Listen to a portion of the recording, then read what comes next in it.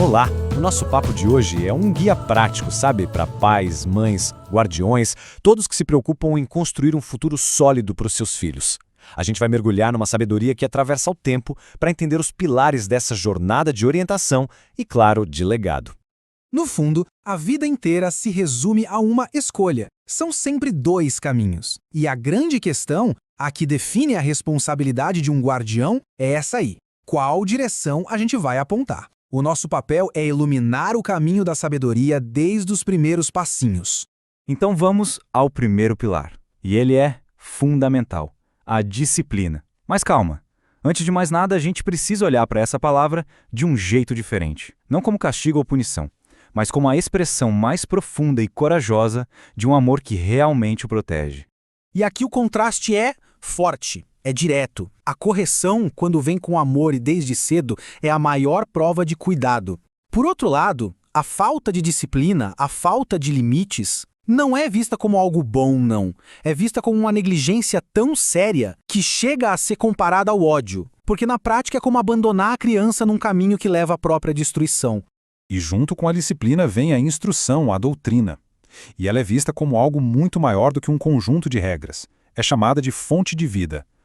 Pensa nisso. É como uma nascente que alimenta o bom senso, que dá força para a pessoa conseguir enxergar e se desviar dos perigos, dos chamados laços da morte, que levam à ruína.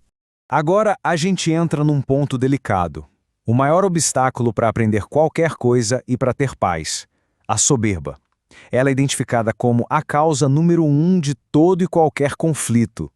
É a grande barreira para o crescimento. Essa frase vai direto ao ponto, não é? A mensagem é cristalina. O orgulho, aquela dificuldade de escutar, é o que bota lenha na fogueira de qualquer briga. É um ciclo que não para, alimentado por aquela teimosia de nunca admitir um erro. E o ponto-chave é que a soberba não é só aquela arrogância que a gente vê por aí. É uma resistência lá dentro, profunda, a qualquer tipo de correção. Para a pessoa orgulhosa, a ideia de mudar de ideia, de voltar atrás, parece uma humilhação, algo terrível. E como é que se combate isso? Bom, o antídoto é a prudência. E ela aparece em 3 atitudes bem práticas. Primeiro, ter a humildade de ouvir um conselho. Segundo, a sabedoria de controlar a própria língua. E o resultado disso tudo é o terceiro passo. A gente preserva nosso próprio bem-estar, a gente conserva a alma. Isso aqui reforça o poder e a responsabilidade que a gente tem na comunicação. Controlar o que se fala é um ato de autopreservação. Falar sem pensar, por impulso, leva à autodestruição. Já a fala pensada, cuidadosa, protege a vida de quem fala e a paz de todo mundo ao redor.